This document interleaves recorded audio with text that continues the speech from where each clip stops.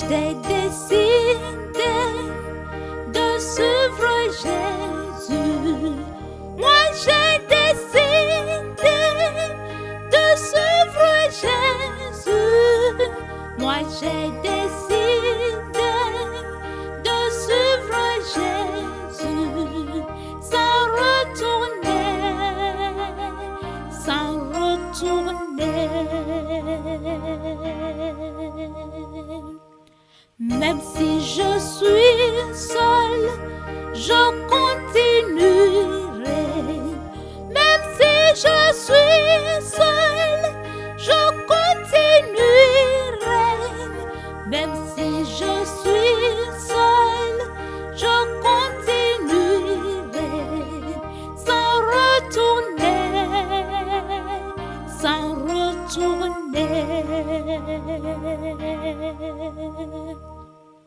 Le monde derrière moi, la croix devant moi. Le monde derrière moi, la croix devant moi. Le monde derrière moi, la croix devant moi. Sans retourner, sans retourner.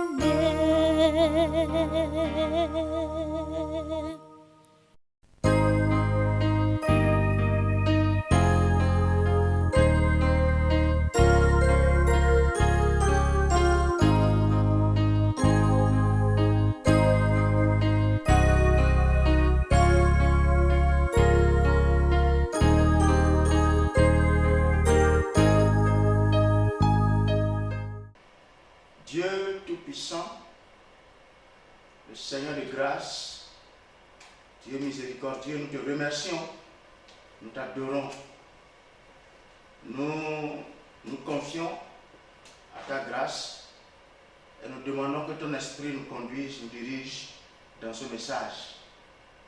Apporte la lumière et apporte ta parole pour nous éclairer, nous édifier et nous aider à pouvoir vivre dans ce monde anti-chrétien et à rester fidèle, ferme, résolu et déterminé et aller jusqu'au bout. Bénis ces instants et bénis ta parole. Au nom de Jésus, nous avons prié. Amen. Bien, je vous salue dans le nom de notre Seigneur Jésus-Christ. Et voilà le titre de notre message: être un chrétien authentique dans un monde anti-chrétien. Être un chrétien authentique dans un monde anti-chrétien. Lisons dans Jean chapitre 15, les versets 18, 19 et 20. Jean au chapitre 15, verset 18.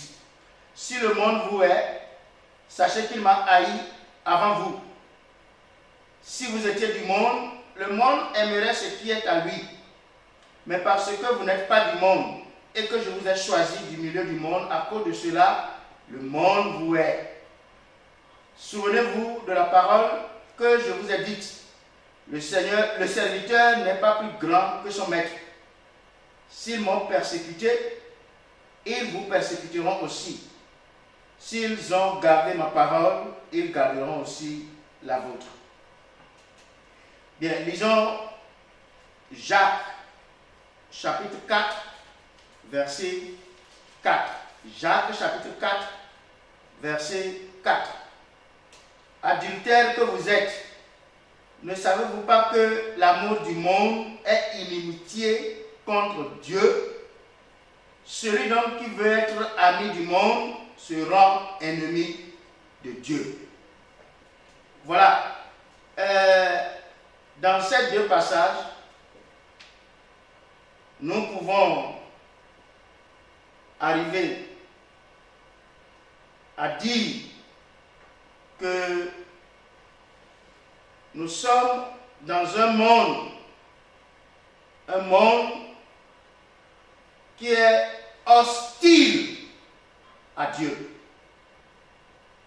Et c'est clair qu'un monde qui est dominé par la puissance de Satan soit toujours hostile à Dieu.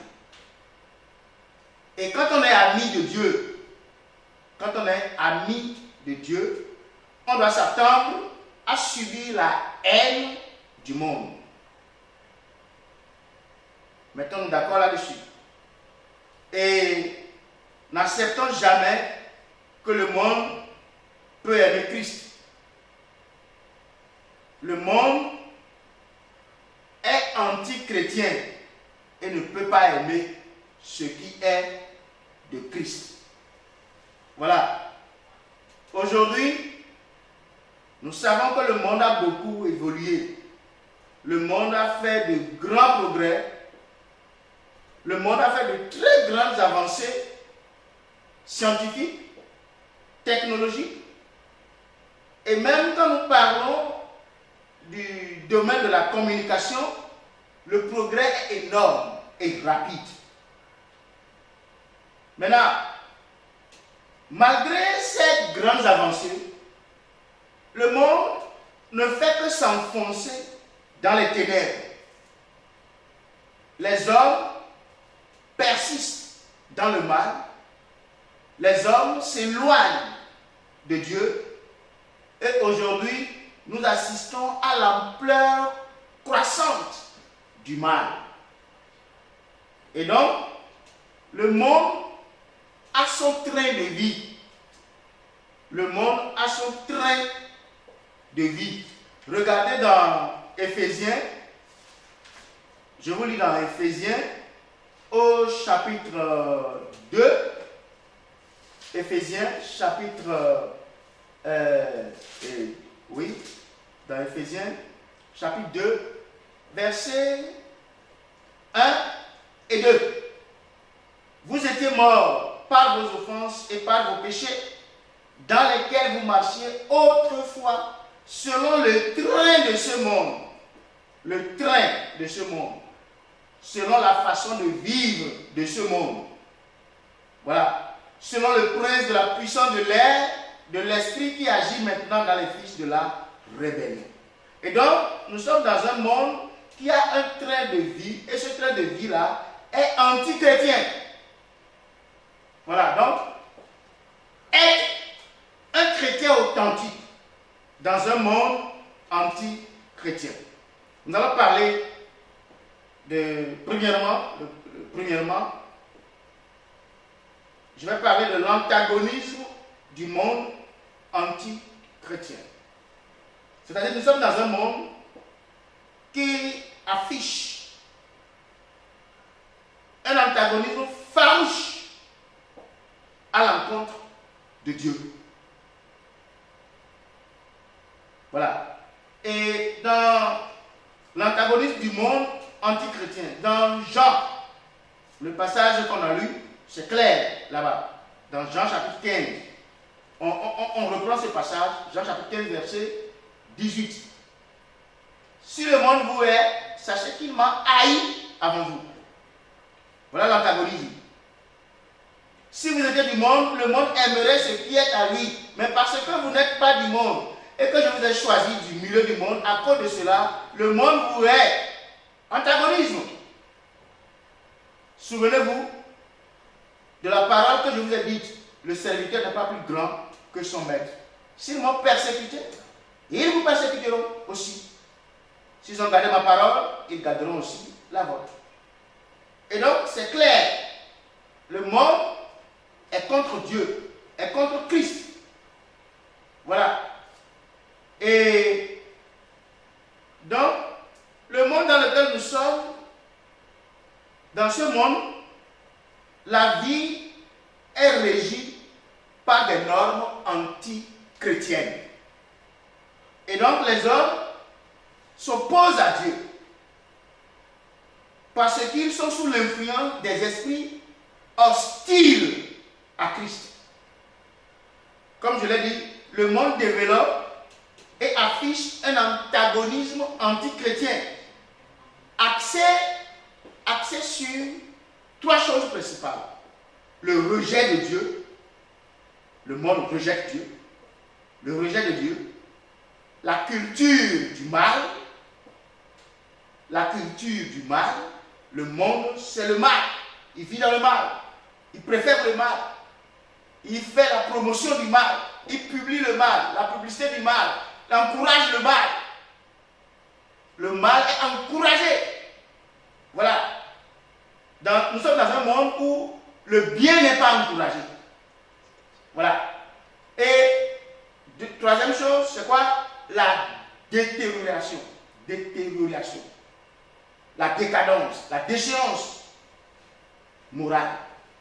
Donc, un antagonisme anti-chrétien axé sur 3 choses principales: le rejet de Dieu, la culture du mal et la décadence morale. La déchéance morale. Voilà, le rejet de Dieu. Le rejet de Dieu. Dans Luc, au chapitre 10, verset 16. Luc, chapitre 10, verset 16. Celui qui vous écoute, m'écoute. Et celui qui vous rejette, me rejette. Et celui qui me rejette, rejette celui qui m'a envoyé. Vous voyez? Nous les chrétiens, nous devons savoir que si nous sommes rejetés aujourd'hui, c'est parce que Christ a été rejeté. Et Christ, on l'a rejeté, c'est qu'on a rejeté celui qui l'a envoyé. C'est Dieu qui a envoyé Jésus-Christ dans le monde. Et les gens l'ont rejeté. Et finalement, on l'a crucifié, on l'a tué. Ils l'ont rejeté. Et donc, ils ont rejeté celui qui a envoyé Christ. Donc, le rejet de Dieu. Vous comprenez? Le rejet de Dieu est partout criard aujourd'hui. Les hommes ne veulent pas dépendre de Dieu. Ils veulent être indépendants. Ils veulent la liberté. Le rejet de Dieu, c'est le rejet des commandements de Dieu. Les hommes ne veulent plus être sous la gouvernance de Dieu. Les hommes souscrivent à une vie sans les commandements de Dieu. Une vie sans la parole de Dieu. Les hommes souscrivent à une vie sans Dieu. Et aujourd'hui, les hommes préfèrent un monde sans Dieu. Les hommes préfèrent un monde sans Dieu. Le rejet de Dieu. Deuxième chose, la culture du mal. La culture du mal. Dans Psaume, au chapitre 53, verset 2. Psaume chapitre 53. Lisons à partir du verset 2. Là, nous lisons. Psaume 53, à partir du verset 2. L'insensé dit en son cœur, il n'y a point de Dieu. Ils se sont corrompus. Ils ont commis des iniquités abominables. Il n'en est aucun qui fasse le bien. Verset 3. Dieu du haut des cieux regarde les fils de l'homme pour voir s'il y a quelqu'un qui soit intelligent, qui cherche Dieu. Tous sont égarés, tous sont pervertis. Il n'en est aucun qui fasse le bien, pas même un seul. Pas même un seul. Dieu du haut des cieux regarde les fils des hommes sur terre, sur toute la terre. Dieu du haut des cieux nous regarde pour voir s'il y a des gens intelligents qui cherchent Dieu. Et Dieu constate que tous sont égarés. Tous sont pervertis. Oui, et il n'y en a aucun qui fasse le bien. Pas même un seul. Pas même un seul.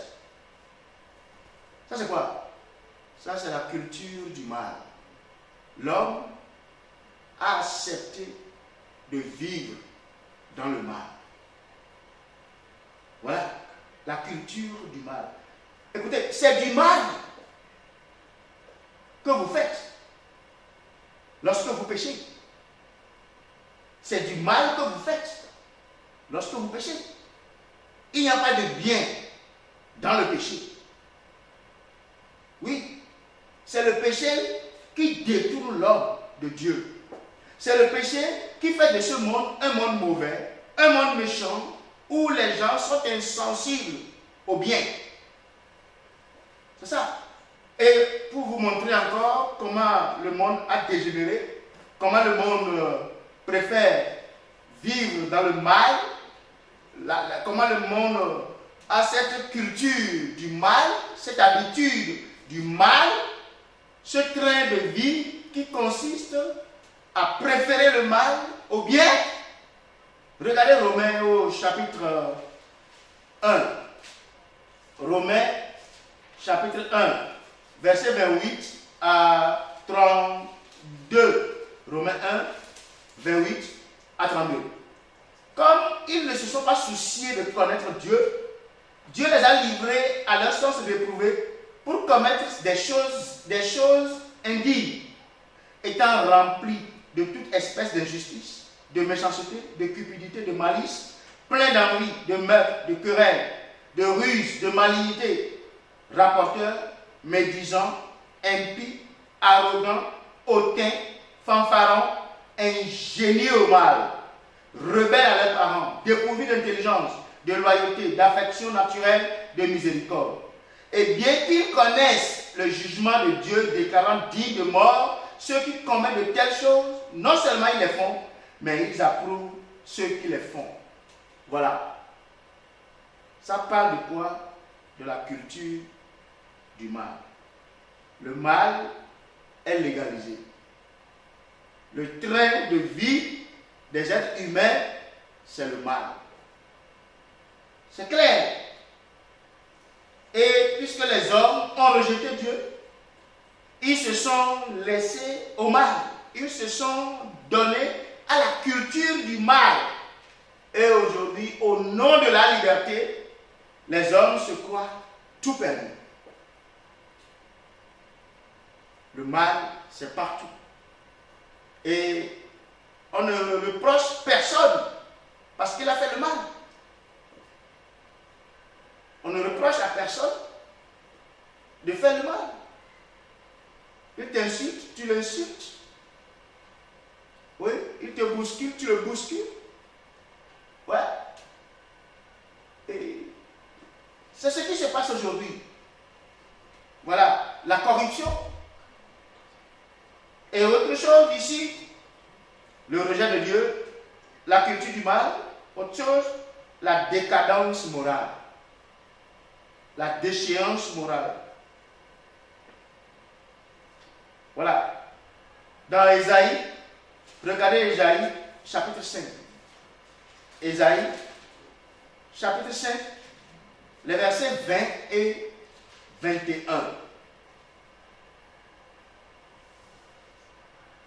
Malheur à ceux qui appellent le mal bien et le bien mal, qui changent les ténèbres en lumière et la lumière en ténèbres, et qui changent l'amertume en douceur et la douceur en amertume. Verset 21, malheur à ceux qui sont sages à leurs yeux et qui se croient intelligents. Dans le mal, dans la culture du mal, l'homme se dit intelligent. L'homme se dit sage. Voilà. Et aujourd'hui, le mal, on l'appelle bien, le bien, on l'appelle mal. Et Dieu dit malheur à ceux qui appellent le mal bien et le bien mal. Est-ce que vous voyez? Ça parle de quoi? Ça parle de la déchéance morale. Aujourd'hui, c'est le pourrissement des valeurs morales de la société. Les valeurs morales de la société aujourd'hui, c'est le pourrissement total. Les commandements de Dieu ne constituent plus la norme de la vie. Les gens sont à l'aise dans le péché. Les gens sont à l'aise dans le mal. C'est le pourrissement de la conscience morale. La conscience morale collective qui fait la société n'existe presque plus. Voilà. Les règles morales sont méprisées. Méprisées. Plus de respect pour les anciens. Plus de respect pour les plus âgés. Oui. Les choses qu'on va faire pas au-dessus de tout le monde, ça se fait aujourd'hui, partout. Et vous voyez, la morale n'existe plus. Ça n'existe plus. Vous voyez tout ce qui se passe sur les réseaux sociaux. Les gens nuent partout. La déchéance morale, c'est la catastrophe aujourd'hui. Voilà. Et donc, voilà l'antagonisme du monde anti-chrétien. Le rejet de Dieu, la culture du mal, la déchéance morale. Face à cette situation, nous chrétiens, nous faisons comment? Nous vivons comment? Quelle possibilité nous reste? Avons-nous des atouts? Avons-nous des atouts pour contenir ce mouvement et repousser ce mouvement? Oui. Point numéro 2, les atouts des croyants dans un monde anti-chrétien. Les atouts des croyants dans un monde anti-chrétien. Jean chapitre 17, verset 15. Jean chapitre 17, verset 15. Écoutons ce que le Seigneur dit. Je ne te prie pas de les ôter du monde, mais de les préserver du mal. Jésus dit à son Père, mes disciples sont dans le monde, les chrétiens sont dans le monde, mes amis sont dans le monde, mes serviteurs sont dans le monde. Je ne te prie pas de les ôter du monde. Le monde est mauvais. Dans le monde, on rejette Dieu. Dans le monde, c'est la culture du mal. C'est la déchéance morale. Et les chrétiens sont dans ce monde-là. Je ne te prie pas de les enlever du monde, de les ôter du monde, mais de les préserver du mal qui est dans le monde. De les préserver de cet antagonisme contre Dieu. De les préserver contre la vie anti-Dieu du monde. Voilà. Et ça, c'est un grand atout pour nous. Dieu peut nous préserver dans une telle situation. Dans un monde anti-chrétien, Dieu peut nous préserver. Dieu peut nous garder. Dieu peut nous permettre encore de vivre pour lui et de peser contre ces valeurs, ces vices du monde. Peser contre ces choses que le monde exhibe contre Dieu. Ça, c'est un grand atout pour nous. Et regardez, Romains chapitre 6, verset 14. Romains, au chapitre 6, verset 14. Encore là, un grand atout. Il a dit, car le péché n'aura point de pouvoir sur vous, puisque vous êtes non sous la loi, mais sous la grâce. C'est ce que nous devons comprendre. Dans le monde, c'est la culture du mal. C'est la culture du péché. Et Dieu nous dit que nous sommes sous la grâce. Et à cause de cela, le péché n'aura pas de pouvoir sur nous. Mon frère, dans un monde anti-chrétien, le péché n'aura pas de pouvoir sur toi. Ça, c'est un atout que nous avons. Tout ça veut dire quoi? C'est par la volonté de Dieu que nous sommes dans le monde. C'est par la volonté de Dieu. Vous n'êtes pas dans le monde par vous-même. C'est par la volonté de Dieu que nous sommes dans le monde. Et Dieu est capable de nous préserver du mal. Et la grâce de Dieu est plus puissante que le péché. Nous sommes dans le monde pour représenter Dieu et promouvoir les valeurs du royaume des cieux.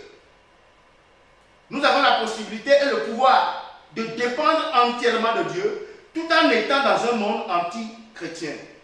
Nous avons tous les atouts pour réussir notre mission. Le Seigneur nous aidera. Voilà. Et maintenant, je vais vous montrer certaines choses que nous devons faire. Être un chrétien authentique dans un monde anti-chrétien. Romains chapitre 12, verset 2. Romains, au chapitre 12, le verset 2. Il a dit, ne vous conformez pas au siècle présent, mais soyez transformés par le renouvellement de l'intelligence, afin que vous discerniez quelle est la volonté de Dieu, ce qui est bon, agréable et parfait. Il y a une première chose ici que nous voyons. Ne vous conformez pas au siècle présent. Ça, on va bien voir ça. Écoutez bien. Nous sommes dans un monde anti-chrétien, un monde anti-Dieu. Un monde où c'est la culture du mal, le rejet de Dieu, la déchéance totale de la morale. Maintenant, avec cette vie du monde qui est anti-chrétien, on nous demande de ne pas nous conformer à ce monde. De ne pas nous conformer à ce monde. De nous mettre à l'écart. Ça devient un duel. Donc nous voyons ici le duel et le contrepoids dans un monde anti-chrétien. Ne vous conformez pas au siècle présent. Le duel et le contrepoids dans un monde anti-chrétien. Le chrétien est dans le monde pour servir de contrepoids à la vie anti-Dieu. Nous sommes dans le monde pour faire résistance à tout ce qui est contre Dieu.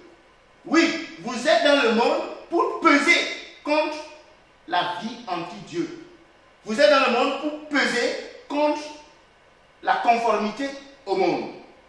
Vous êtes dans le monde pour peser contre l'influence du monde, peser contre les plaisirs du monde, peser contre la décadence morale et les vices du monde.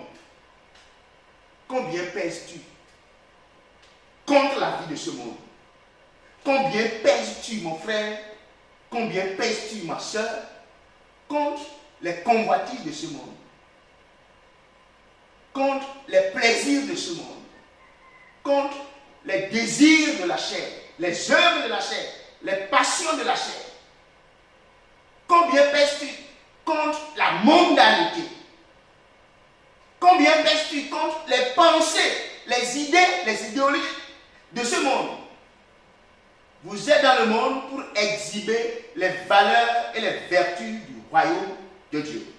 C'est ça le duel et le contrepoids dans un monde anti-chrétien.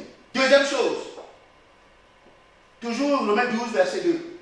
Ne vous conformez pas au siècle présent, mais soyez transformés par le renouvellement de l'intelligence, afin que vous discerniez quelle est la volonté de Dieu, ce qui est bon, agréable et parfait. Il y a ici la dynamique du renouvellement de l'intelligence. La dynamique du renouvellement de l'intelligence. Écoutez,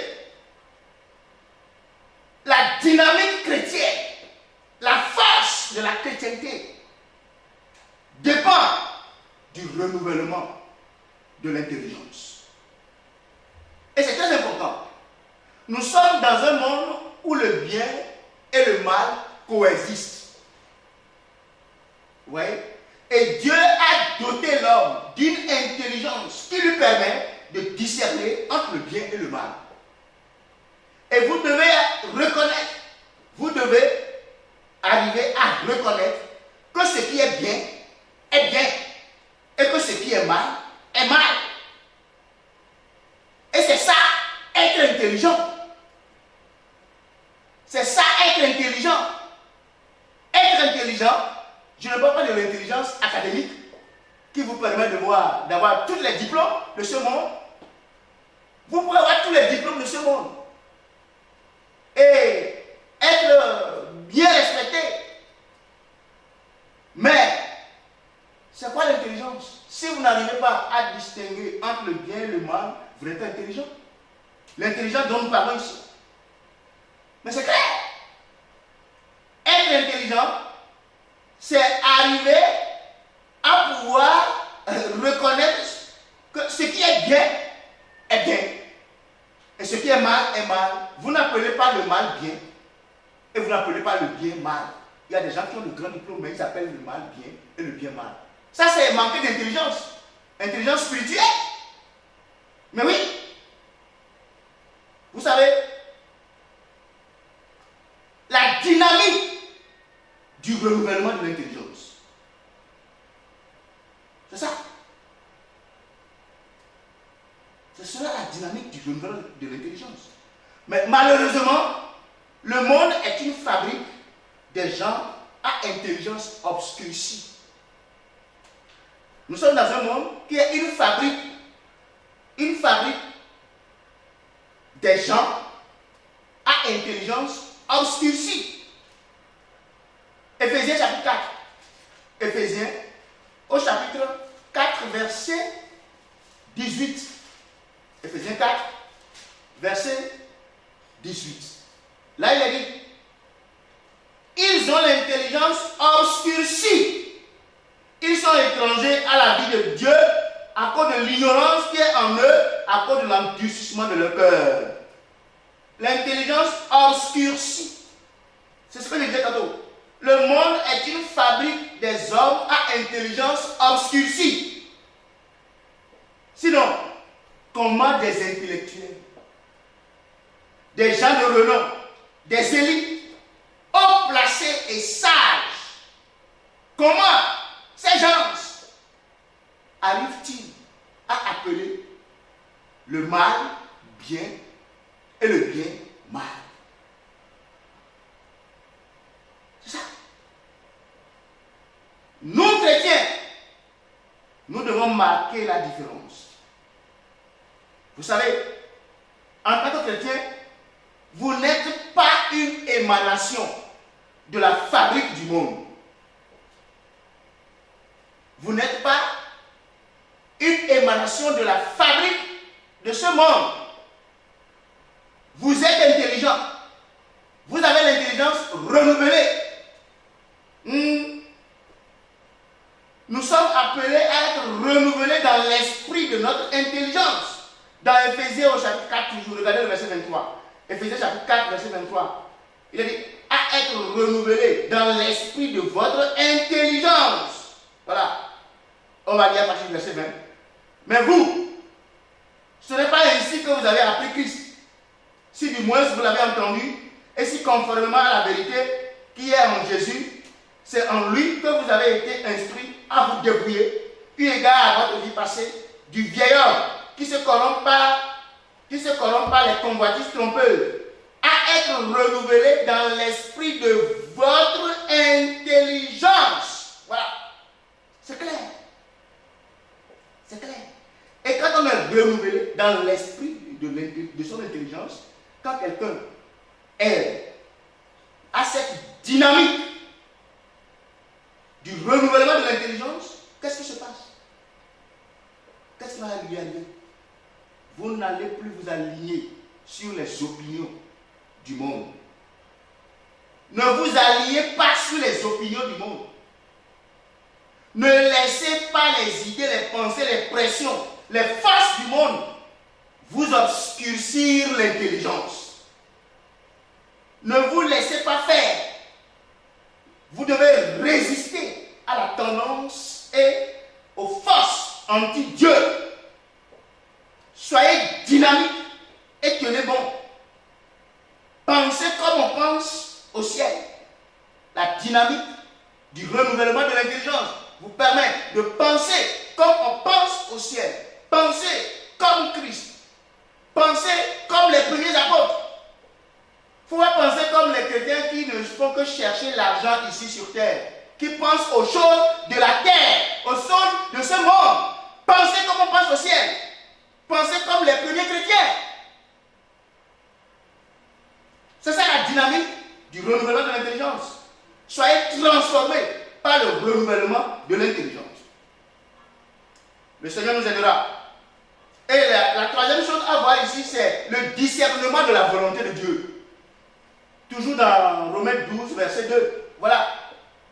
Ne vous conformez pas au siècle présent, mais soyez transformés par le renouvellement de l'intelligence, afin que vous discerniez quelle est la volonté de Dieu, ce qui est bon, agréable et parfait. Voilà. On ne peut pas parler de vie chrétienne sans la volonté de Dieu. C'est la volonté de Dieu que vous opposez à la vie du monde. Oui, vous discernez la volonté de Dieu. C'est-à-dire quoi? Vous arrivez à distinguer entre le bien et le mal. Vous distinguez entre le faux et le vrai. Et c'est ce qui vous permet de ne pas vous conformer au siècle présent. Vous appréciez la volonté de Dieu, qui est le bien. Vous appréciez la volonté de Dieu. Vous acceptez la volonté de Dieu. Vous la chérissez parce qu'elle est bonne, elle est agréable, elle est parfaite. Et c'est ça qu'il faut choisir. Et c'est avec ça, c'est ça qui fait la force, l'essence de la vie. Et vous êtes déterminé à vous focaliser sur Dieu, à faire sa volonté, quel que soit le prix. Vous prêchez l'évangile, vous vivez l'évangile, et vous constituez un antidote à l'antagonisme des anti-dieux. Voilà, être un chrétien authentique dans un monde anti-chrétien. Et quels sont les avantages? Les avantages dans le monde à venir. Les avantages que nous avons. Écoutez, ouais, vous savez, aujourd'hui le mal sévit et gagne du terrain. Et nous, en tant que chrétiens, nous pouvons par la grâce de Dieu mener une vie authentique et victorieuse dans ce monde anti-chrétien. C'est un grand avantage pour nous. On peut, par la grâce de Dieu. Jacques chapitre 4, on allait au début verset 4. C'est clair là-bas qu'on ne peut pas continuer à aimer le monde. Nous serons ennemis de Dieu. C'est-à-dire quoi? Jacques 4, verset 4. Regardez là. Adultères que vous êtes, ne savez-vous pas que l'amour du monde est inimitié contre Dieu? Celui donc qui veut être ami du monde sera ennemi de Dieu.